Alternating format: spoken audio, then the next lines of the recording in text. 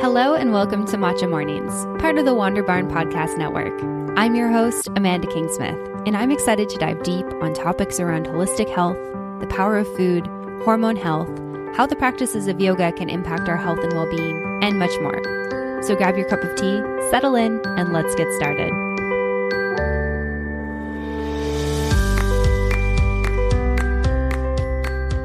Hello and welcome back to another episode of the Matcha Mornings podcast. I am so excited that you've decided to join me for today's episode of the show. And I just wanted to start by wishing you all well. I hope that wherever you are safe and you are healthy and you are finding some sort of peace in this crazy global crisis that we're currently in.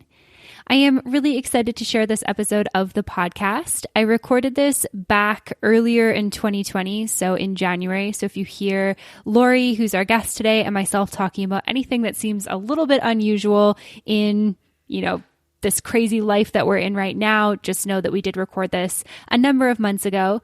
And I am so excited to have Lori on the podcast. Lori Shaw is the founder of The Weight of Joy, and she's a holistic health and wellness coach. And she really helps people become their healthiest, happiest, and best selves. And her whole business is around feeling good in your body through movement, through breath, through holistic nutrition and health. And it's not about the way you look or the number on a scale or the number of calories you consume or anything like that. And I feel so fortunate that I was able to have this amazing conversation with Lori. We talk about everything from her perspective on holistic health, how we can start bringing more holistic health and wellness into our lives, how she got started with yoga, all the different services she offers, her beliefs and values around everything having to do with health and wellness, and so much more. So I hope that you enjoy this episode of the podcast. And without further ado, here's Lori. Lori, welcome to the podcast today. I'm super excited to have you here with me. Hi, thank you so much for having me. Yeah, I'm so excited to chat with you and get to know you and your business a little bit more. And so my first question for you is, where are you joining me from today? I am from a city that is about 10 miles outside of downtown Los Angeles in California. It's Downey, California. It's really great. It's centrally located to everything. I can get to Orange County, to LA, to Long Beach. I can get anywhere within 20 minutes, provided traffic is not bad. But it's also, fun fact, where the Carpenters were from. Oh, wow. That's cool. Yeah. It's like our crown. That's the jewel in our crown here in Downey. I love it. That's amazing. I'm sure you're having great weather as well, which is awesome. Yeah. Amazing. And so I'm curious if you can tell me a little bit about your journey with health and wellness and yoga, and how you got interested in all of this good stuff. About 6 years ago, I had a food business. I'm also a trained chef. I had a food business, a small mobile food business, operating outside of LA, and we had some success. It was great. I loved it a lot, but I just didn't feel well most of the time. And our food was quote unquote healthy. It was healthier than most mobile food out there. It was kind of during the big food truck boom. And I went to the doctor for my regular checkup and found out through blood work that my cholesterol was alarmingly high and I was pre-diabetic. Not only that, I have always struggled with my weight. Always. And so the doctor's first thing was, you need to lose weight. And I'm like, well, obviously, that's what they pay you for, to tell people.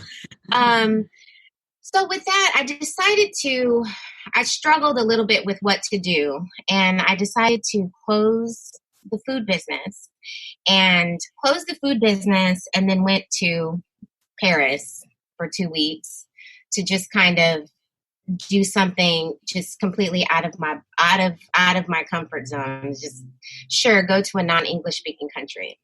Mm-hmm. When I came back, I decided that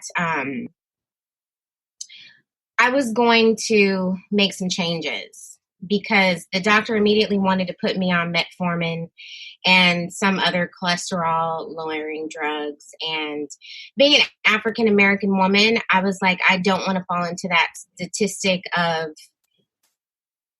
high blood pressure, high cholesterol, diabetes, heart disease. I didn't want to fall into that. If anything, I wanted to get well myself so that I could help other people in my community reverse that. Because I remember specifically telling the doctor, if I ate my way into this situation, I'm sure I can eat my way out of it.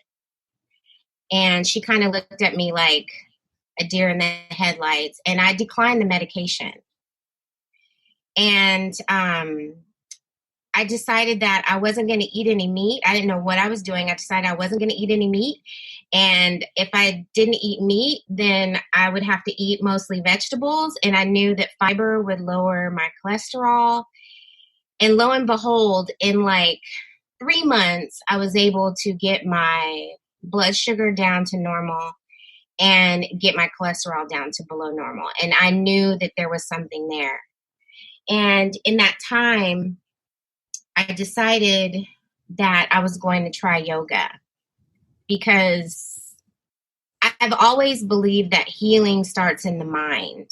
And if you focus your mind on the desired result, then that will help you get to wherever it is you need to be, as long as that focus and that mindset is there. And I went to my very first yoga class. It took me probably about 6 months to find a class that I wasn't afraid to step into. And that's a whole other issue about finding classes that you feel comfortable going to, especially being in a larger body and being different. It's a little difficult and it's a little intimidating. And I found one in my very first yoga class. After the class, it was great because there was only 3 other people in the class and the teacher was amazing.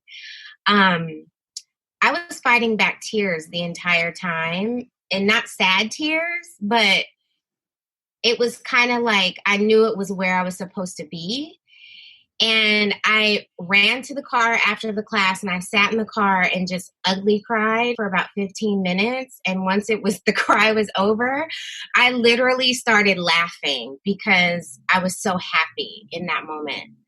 And fast forward, I became a yoga teacher just so that, not just so that, I wanted to share the practice and show other women and people that look different that they could do this too, that they can incorporate these things into their lives as well. Wow, that's an incredible story. Thank you for sharing that with me. And I'm so grateful that you were able to, find a class that you felt comfortable going to, and then that now you've been able to register yourself as a yoga teacher so that you can share this with other people too. I feel like making yoga accessible is like one of the most important things that we need to be doing as yoga teachers. Yeah, one of the best things that I find is that the people that you are supposed to teach, they find you. If you, they find it, or they end up in your classes. They really do. I'm 45 years old, and I started doing yoga, when I was 40. And so I haven't been doing this since I was in my 20s and at my peak flexibility and peak athleticism. I came into this practice with aches and pains, with back problems and boobs and a belly and thighs and, and all that other stuff. So a lot of it hasn't come easy to me, but it has really helped me to mentally be very accepting of my body and honor my body. You really start to honor your body the older you get.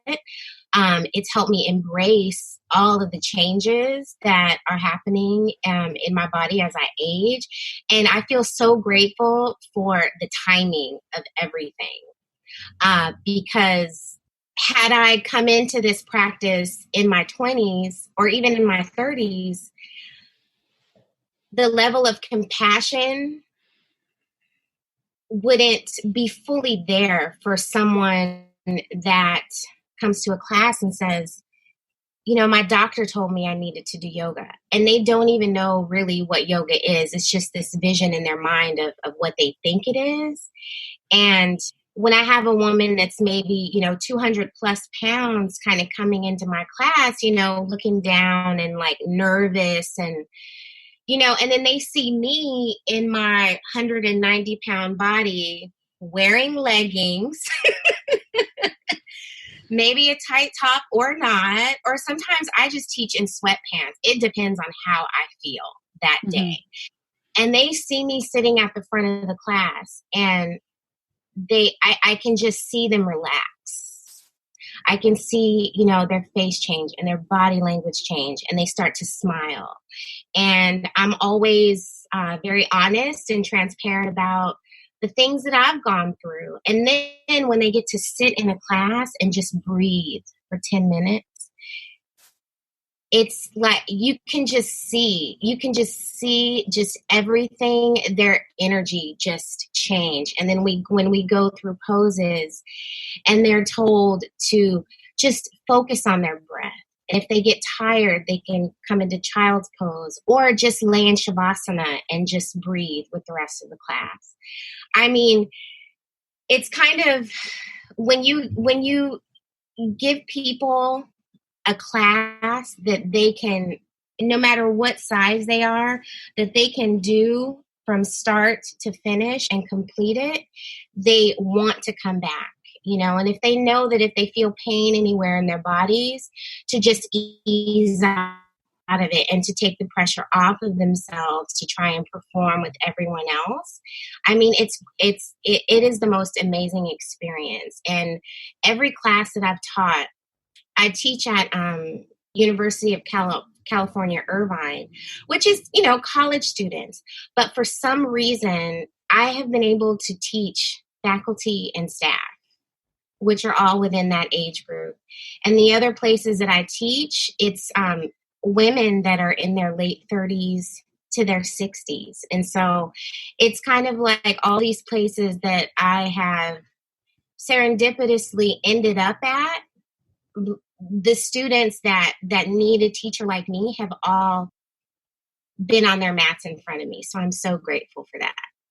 Yeah, absolutely. And I think it's just a reminder that, even in a space where people say, oh, it's so competitive, there's so many yoga teachers, it's a reminder that there's always room for us because there's students that are just waiting for us to teach classes to them.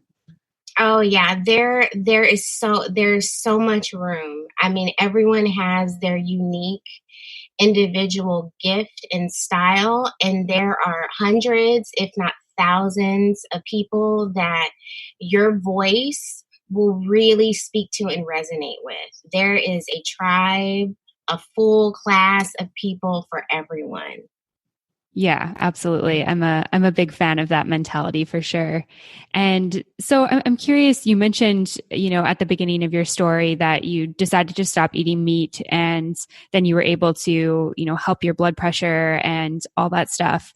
Was there anything else you were doing kind of like with your, I guess, like your food and your wellness at that point when you were starting to like really change your life, I guess? Oh yeah, definitely. When I was going through the process of trying to figure it out without medication, I knew a customer of mine was an integrative health coach. And I asked her about her program, and I decided to join that program. So I went to Institute for Integrative Nutrition, the online health coaching course. I just did it originally just for my own personal growth and personal development.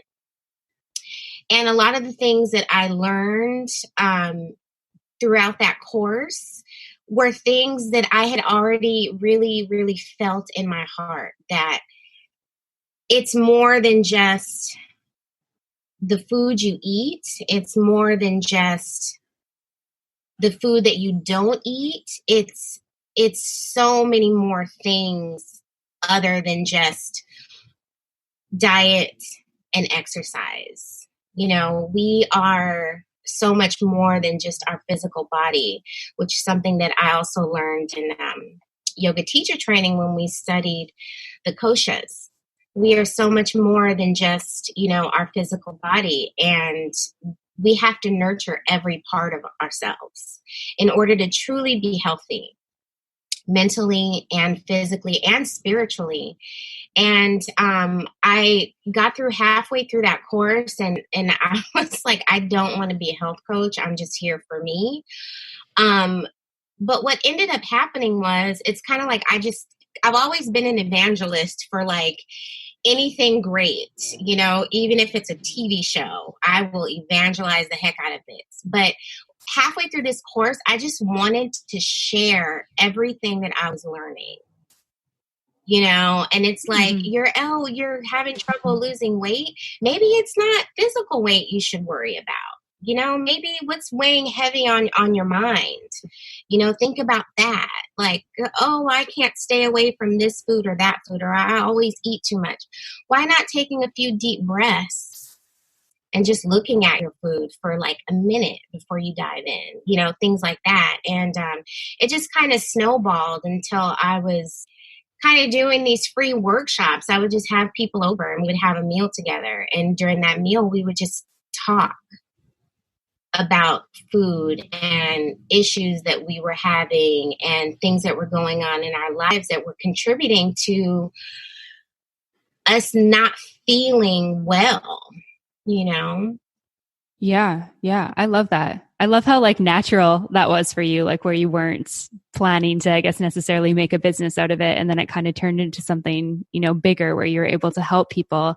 And I'm curious if you can talk a little bit about, the different aspects that you're talking about. So like when it comes to our health, it's not just about the exercise we're doing or the food we're eating. Like what are kind of some of those other like holistic aspects that, we should start looking at, or that you personally started to look at and were having these conversations around with the people you were working with?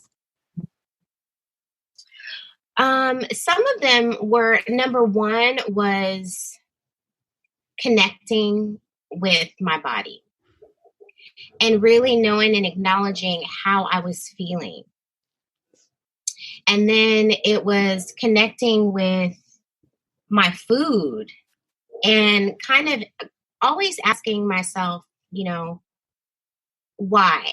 And if I'm going to go and eat this thing or have this donut, let's say, if I'm going to have this donut and I know that sugar makes me feel horrible and it gives me inflammation in my joints, why do I want this so bad? And really tapping into some of the whys and the whys that we do things.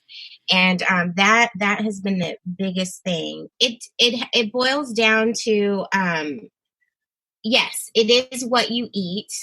That's a part of it, but it's a small part of it. But it's also how much you're moving your body, connecting with nature. Even if it's like, just like I have a tree outside my window that keeps distracting me, but I'm not going to look out there. It's little things like that, taking a walk in nature and getting your feet on the ground, feeling your feet on the ground, your water intake. Do you have a spiritual practice? How are things at work? How are your relationships? If you are married, how is, the energy flowing within that relationship? Are you truly happy in that? That spiritual practice, your finances, because a lot of times, if you're struggling financially, that puts a great deal of stress on you. And a lot of times we experience stress. It's kind of like this underlying, like this low grade kind of underlying stress that we don't put our finger on right away, but it's there screwing around with our nervous system. And then that little underlying stress about finances or a relationship or beating yourself up over, a meal you had the night before that you consider bad,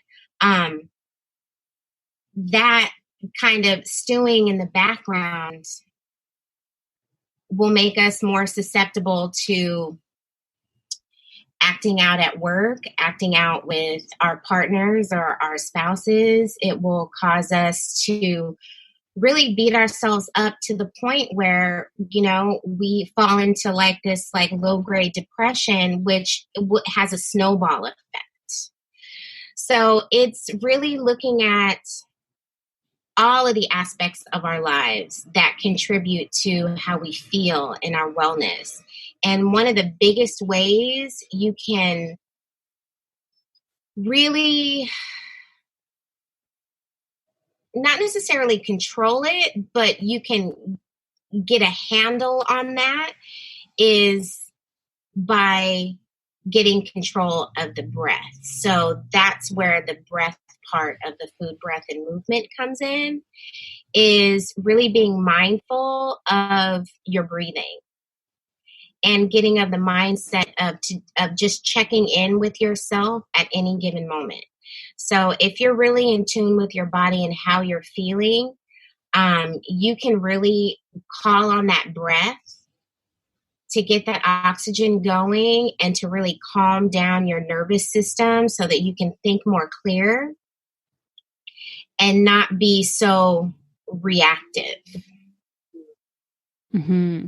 Yeah, that makes so much sense. And, as a yoga teacher myself, I'm always like reminding myself of how important the breath is, even though I know from training, I know from experience, but it's so funny how this thing that is our life force that we need to survive can also be this thing that, we don't focus on. And sometimes we'll start to pay attention and realize that we're not really breathing deeply. And it's always been kind of an interesting thing for me as I've watched myself with that. And then also, watched other people.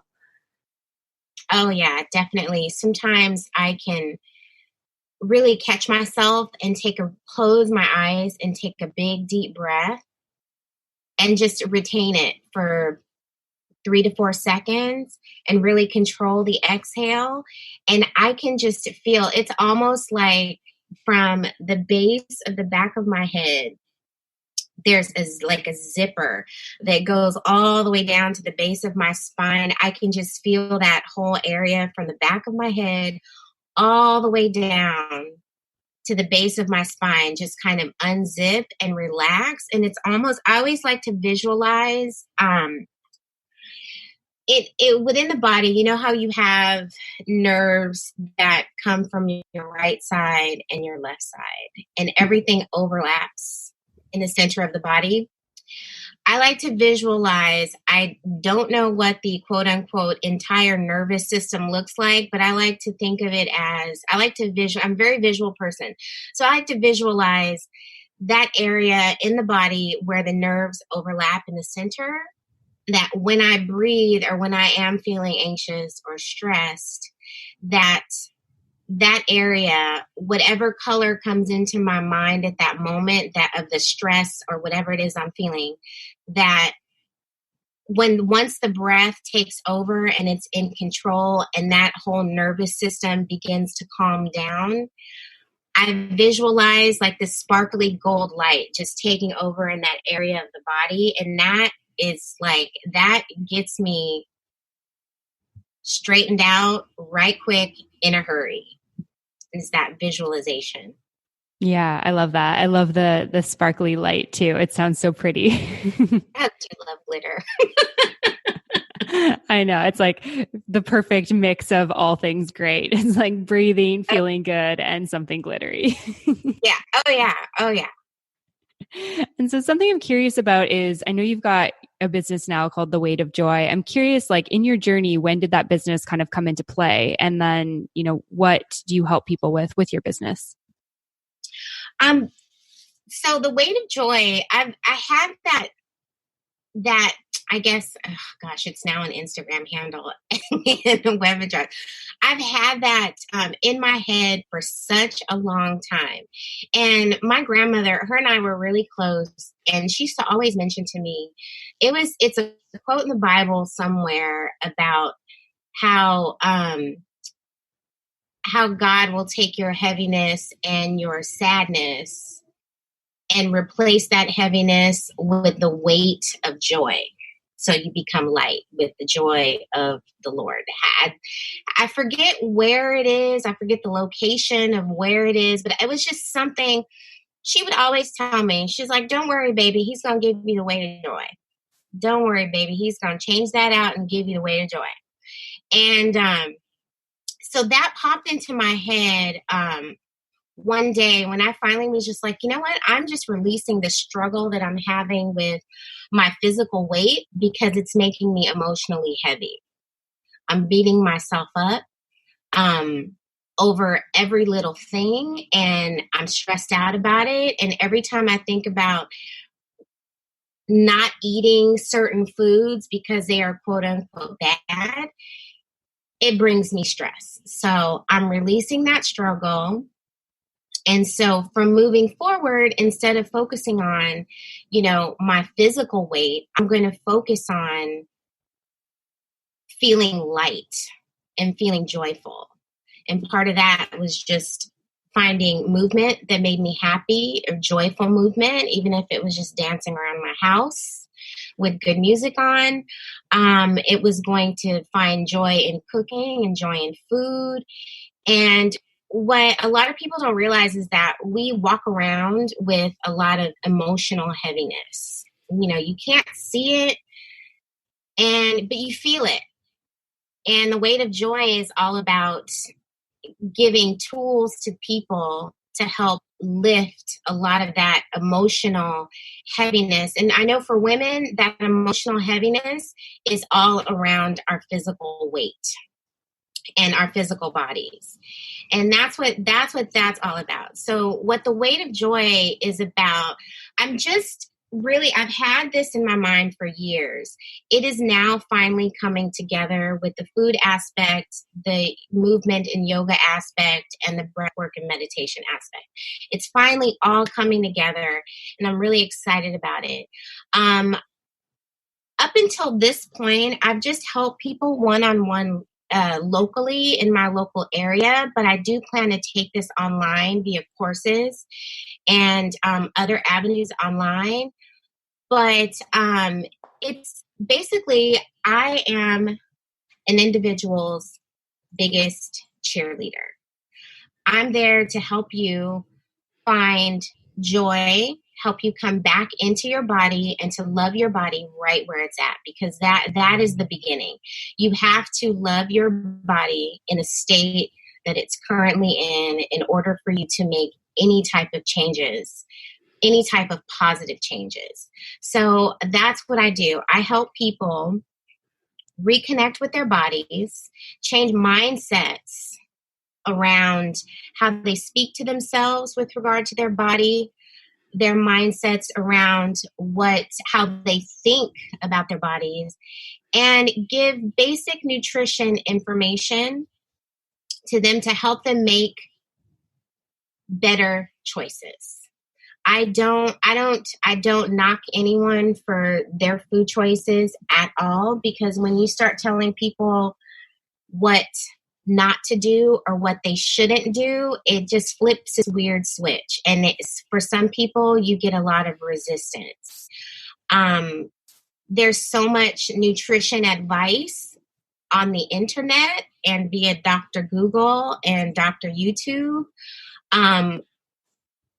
I always lead people to the science, and there's a lot of science online. So I lead people to the science, have them do their homework, and then let them make their choices with regard to food. But the biggest thing are the breath and the movement portions. That's the first things first, is just really connecting with your body. Yeah, absolutely. I love that. And I think that that's such a beautiful offering that you have. And I'm grateful that you're sharing that with the world and with the people in your community, and also with me. And one of the things that I'm curious about with that, because I agree with you, there's so many different, things out there telling you how to move and how to eat and what's going to be good for you. And I feel like a lot of the health and wellness industry really has gone in this direction of lose 10 pounds, do this, look like this. And I feel like for men and women, but particularly for women, I feel like it's really hard to like go about your day and not have something from the media tell you how you should look. And so I guess my question for you is, when you start working with somebody who's struggling with body image or their weight or their eating, what's the like first step in terms of just becoming okay with the way that you are? First things first, I ask them, why are you here? why are you here? Oh, well, I need to lose weight. And then I ask them why. And if the answer to their why is something rooted in something other than health and longevity, like, I want to, honor my body, like I want to like live a long time. If it's something other than that, if it's cosmetic, if it's, just based on their physical body or getting into an outfit or whatever, we go back and we start over and over and over and over again to get them to maybe change their why. It's usually when people come to me and it's just about, I need to lose weight because, I'm tired of being fat or whatever. It's never, they never sustain it. I can help them all day long, but they'll pretty much be wasting their money and I will not take their money. If it's about their health, I will definitely do that. And it's the first way we begin by changing their mindset about their body. What's really funny is I give them a really quick lesson in how their digestive system works. And the digestive system is really amazing. And it's really, really amazing. And the thing is most people don't know how their body and how their organs function and how everything works together and how your digestion begins from the moment that you smell food walking through a restaurant. When you smell food, your digestive system begins to work. That gives people an idea of how amazing the human body is. When you just take a peek inside to see how not only your digestion works, how, everything in your body is connected, even the act of just drinking water, how that will affect the appearance of wrinkles on your face. People are like, what? Are you serious? It's like, yeah, you're not wrinkly, honey. You're just dehydrated. Get that water in.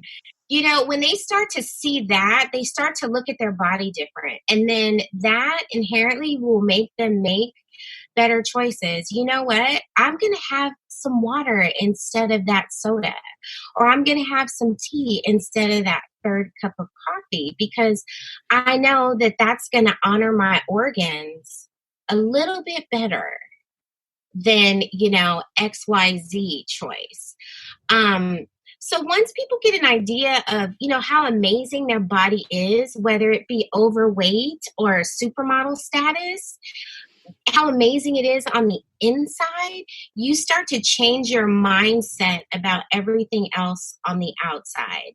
I know, summertime is coming up, and especially here in California, it was like raining 2 days ago. Now it's going to be 80 degrees outside. People are in shorts and flip-flops already here. And, it's coming up on summertime. And in LA, it's just a lot of body image issues, especially within the yoga community. And people just need to know that they're okay. There's certain things that certain people won't wear because they have stretch marks, like on their stomach. And I always tell people, if you have stretch marks on your stomach because you had a baby, that you should never be ashamed of that. You carried a life inside of your body, and those are your reminders of your creation. Mm-hmm. So embrace them. They're beautiful. Not a lot of women, there are a lot of women out there that aren't able to carry children, and they would probably rejoice over the fact that they have these reminders if they were able to carry a child. They would rejoice over having them. So look at your child or your children, see your beautiful creation, and be grateful with the fact that you have this reminder that you created them. You know, it's just mindset. It's mindset, changing the mindset. And it's also unfollowing things on the internet, being mindful of what you consume on the internet and on TV and things of that nature. It's a work, it's a process that you have to go through. But once you get to that point where you are okay with yourself the way you are, it's almost like energetically something shifts and the weight will magically come off. It's not going to come off overnight, but your body will find its healthy weight to the degree of the health of your mindset. Your choices will become easier. The choice whether or not to go to yoga, it won't even be a question. You'll just go because your body will start to crave it, because your mind will click back to the feeling that you get when you do go and practice with community. If practicing at a yoga studio is not your thing, you will want to get up in the morning and, meet the sun and honor your body in that way by taking a moment to meditate and to move your body and to breathe. It will all just fall into place, but it really begins with that mindset shift and being okay with who you are in the state that you're in currently. It's almost like I see it a lot at one of the places that I teach. They also teach Pilates there. And a lot of women come to Pilates and are like, I need to, I'm doing great. I need to lose this gut or my big old butt. And I always laugh and joke and say, but it's yours. It's your butt. Like, it doesn't belong to anybody but you. It's yours. You should love it. And think about it. You're doing all of this work. You're probably also depriving yourself of food that you probably need. And you're coming here, spending all this money, doing all this work. And you're in a bad place mentally. Like, you're working out like you hate it. You have to work out because you love your body, and once you start telling yourself, yeah, my butt is, it's healthy. It's healthy and it's mine and I love it. I enjoy it. It gives me cushion when I sit down, that energetically is going to send good vibes to your butt and it is going to do what it needs to do. I am a believer in that.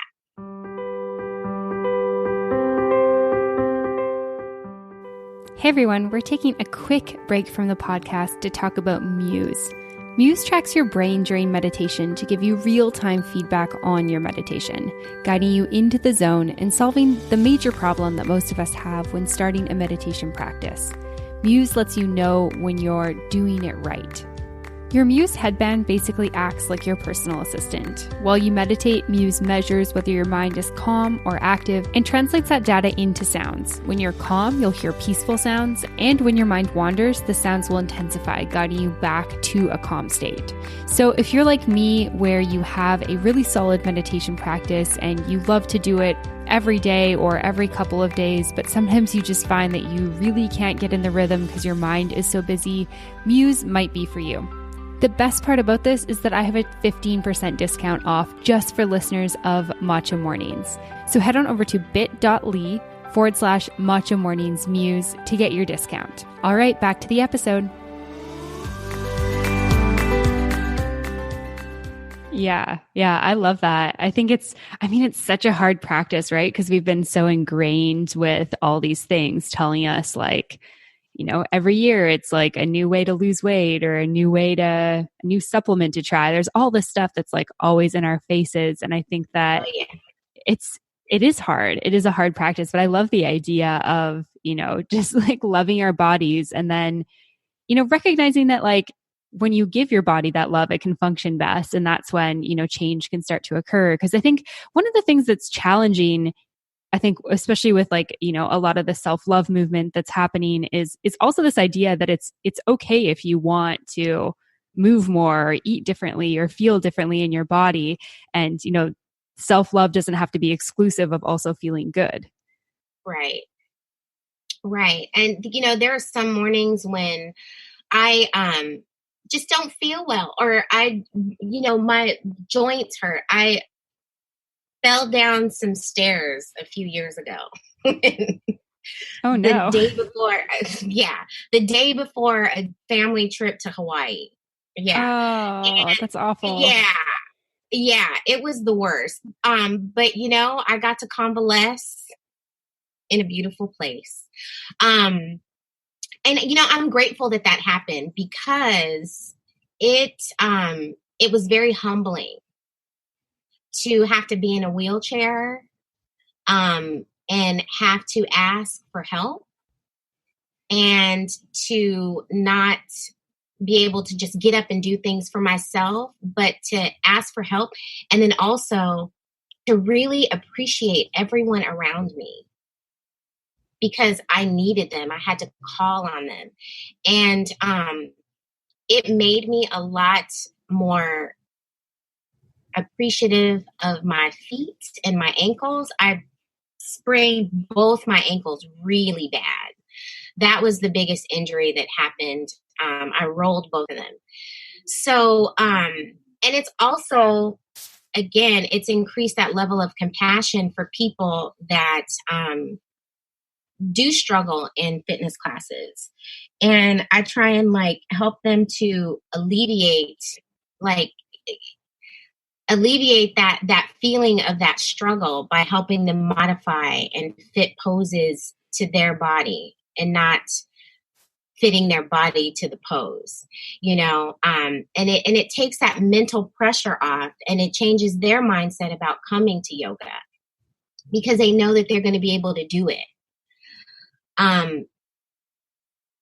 That honoring the body is, hopefully everyone can learn from my spill down the stairs. But, just appreciate your body and what it can do while you can do it. Mm-hmm. Because it is just, the human body is just really amazing. And those mornings when those old injuries creep up and, I just don't feel like doing it, I will still go to my mat and I will stretch and move and do what I can. And usually by the end of about 10-15 minutes, and with that breathing and that moving, it just kind of dislodges any stuck, stagnant energy. And I'm just a little more flexible, and I can do a little more. And then I'm reminded again of why this practice is so beautiful. And then for the most part, some days my personal yoga practice is just 15 minutes of breath work. Again, to just really connect and dislodge any stagnant energy I have going on in my body. Mm-hmm. I love that. Yeah. One of the ways that I've shifted my own, I guess, like mental thoughts around movement and exercise is, as opposed to thinking about like, oh, I need to sweat a bunch because I ate, chips and guacamole earlier today. It's like all my movement is for the future. Like I'm playing the long game with my movements because I want to be able to travel in the future, and I want to be able to hike mountains, and I want to be able to like chase my grandkids around. I don't want to be somebody who can't tie my own shoelaces, and, I'm in my early 30s. So hopefully I have like many years of movement ahead of me, but we just don't know, like you're saying. And for me, I just think about like going to the gym, lifting weights, practicing yoga, breathing, all of that is so that I can feel good in my body now, but also feel good in my body in 30 years. Yes. And I like that, the long game. And that's exactly what that message that I really try and drive home with people. It's the choices that we do now will affect our quality of life later. Mm-hmm. And it's really difficult getting that message through to younger people like my niece, who she's just turned 21, and they run on fast food. And that that worries me. that worries me just a little bit. But luckily they have Auntie here that will try and encourage them or drag them to a farmer's market, or cook for them, or we're having vegan taco night with the family. Like, what? Mm-hmm. Oh no. But then they try it and they're like, wow, this is really good. And even if it's just, I always tell her and her boyfriend, I'm like, just, you guys just try and cook at home one night a week. It'll be good bonding for you guys, and then you can have leftovers. It's just those little tiny things that eventually, when you are playing the long game, those little tiny things end up being a big, huge thing in the long run. Yeah. In the long Yeah. run. 100%. I just read the book, Atomic Habits. I can't think of the author's name, but it's called Atomic Habits. And in the beginning of the book, he talks about a cube of ice, that the degree that ice stays frozen. And, it can be at, I think it's like, 20 degrees. And then, you can increase that 1 degree. And then you get to like 30 degrees, 31 degrees, and that ice is still frozen. But the minute that the temperature increases to like 32 or 33, the ice begins to melt. So from 20 degrees all the way to 32 degrees, even though there's that slight increase, nothing's happening.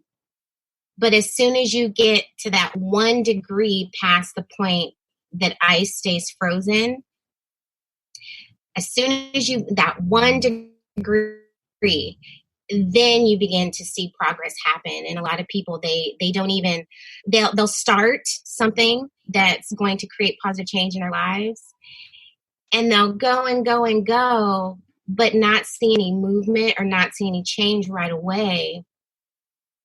And then they'll quit right before everything shifts. And I always think about the ice cube, that even though it appears that nothing's happening, something is happening. And it's just taking those little steps day by day, and just staying consistent, and just kind of keep on keeping on.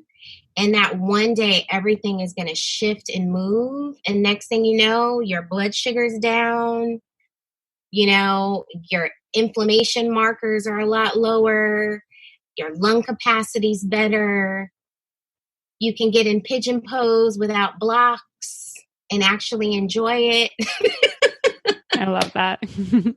Amazing. Yeah. All of that is so, so great. So thanks for sharing that. And something I'm curious about, Lori, that we've kind of touched on a little bit, but we touched on specifically at the beginning, was around, you not feeling comfortable with going to a yoga class and finally finding something that you are comfortable with. And I think that there's lots of people out there, and, I would imagine people listening who are like, I would love to try yoga, but I don't feel comfortable. And I'm curious, like, if somebody's listening and they don't feel like they found somewhere that they feel comfortable, like, what are some things that they can look for or start doing to start finding classes or creating a practice that they feel more comfortable with? One of the things is, there are tons of classes online.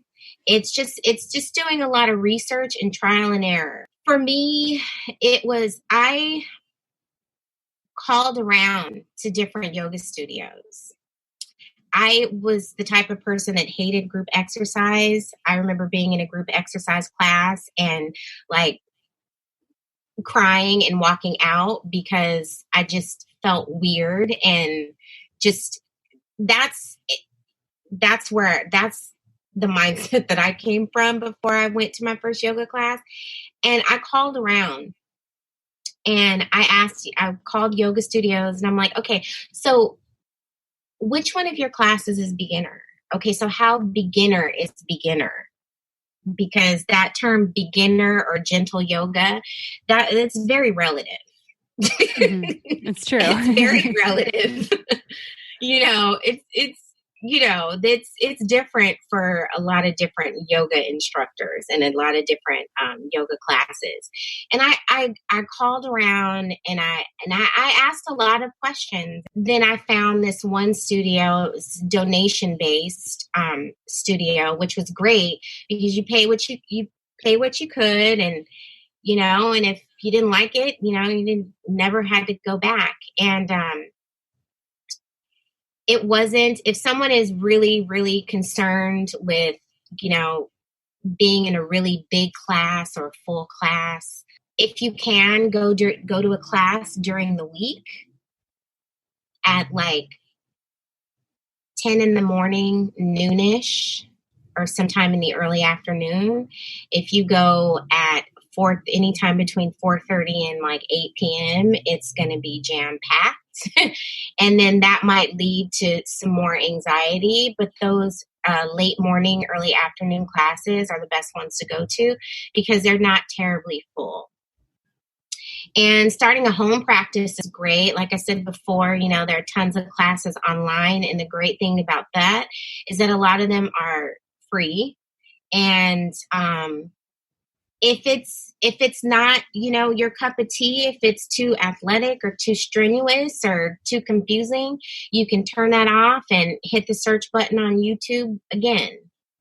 And then eventually, if you just keep at it, you will find something that that will be if not your cup of tea, it'll be your cup of coffee. And then find something. And I always recommend that people, once they find a class online, to just do that class consistently for, 7 sessions, not necessarily 7 days in a row, but just do that one class consistently for seven times. It could take you 3 weeks to do it, but just do that one class, because when you do that one thing over and over again, you can start to feel the improvement and you can start to see the improvement. And that right there is a huge mental boost. Oh yeah. And then start off small. Don't start with 70-minute class, or an hour and a half class.